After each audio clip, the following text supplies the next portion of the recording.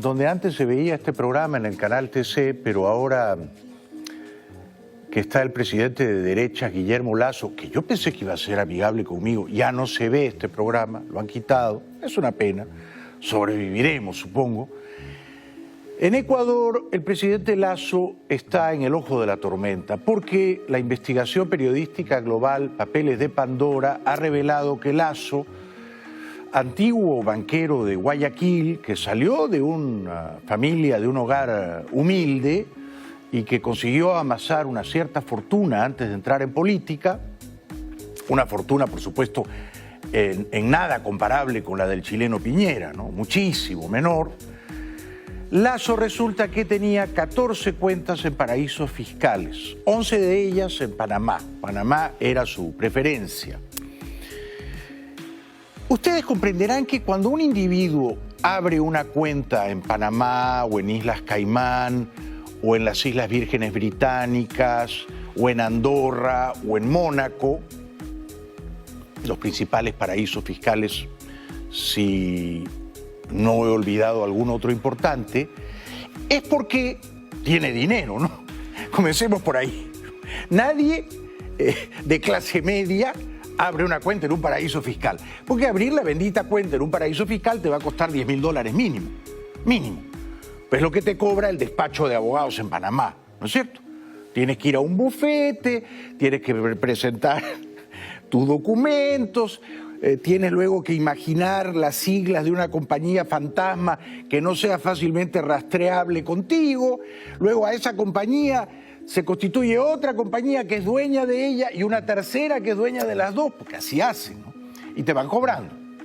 Entonces tienes que estar dispuesto a gastar 10, 20 o 30.000 dólares en crear esas empresas fantasmas y en abrir esas cuentas en paraísos fiscales. Por lo tanto, esto solo lo hacen los ricos.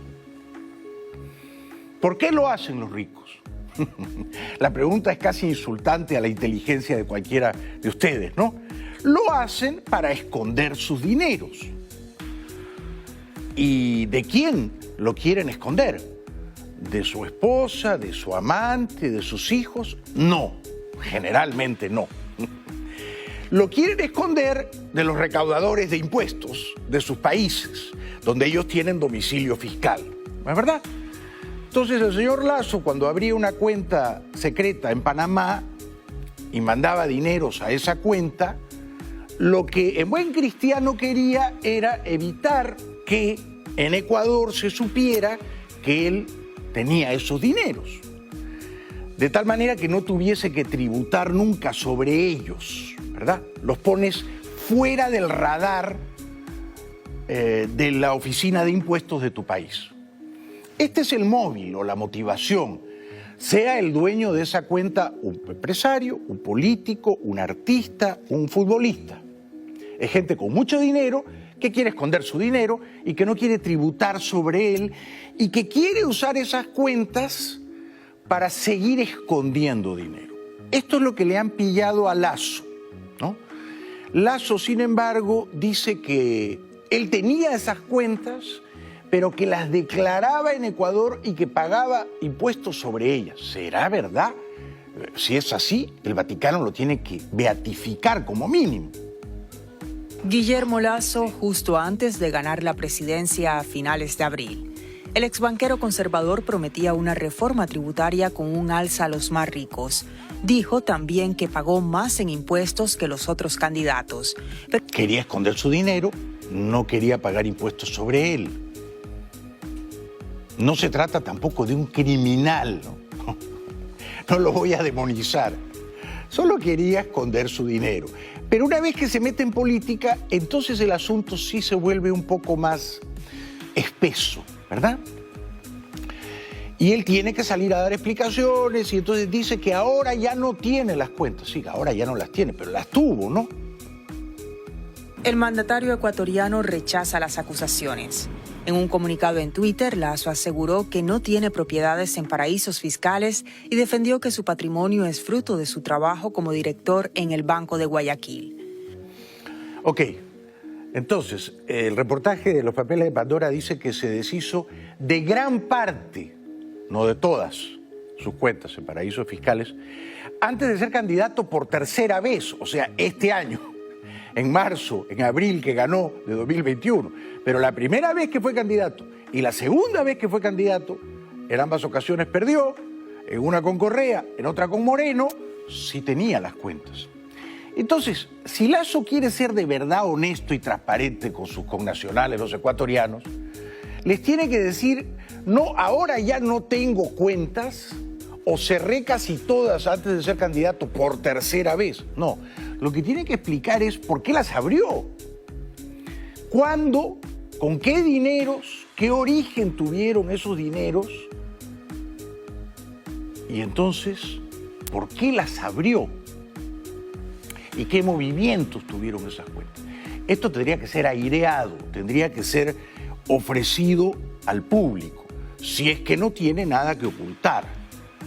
Si tiene cosas que ocultar, como yo sospecho que es el caso, entonces va a decir lo mismo que Piñera, explicaciones formales.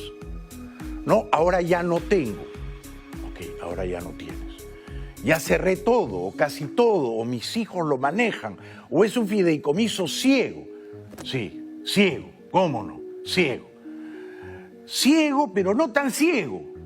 Ciego como el invidente de la FARC, Santrich, que era ciego, pero con un ojo contaba la plata de los narcos mexicanos. Fideicomiso ciego, sí, cómo no. La mayoría de las empresas de las que el banquero era principal beneficiario tenían sede en Panamá.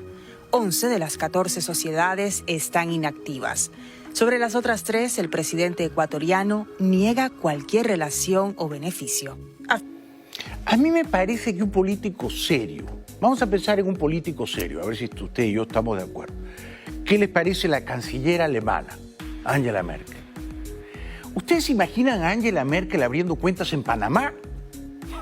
A nombre de una empresa fantasmagórica, con unas siglas raras.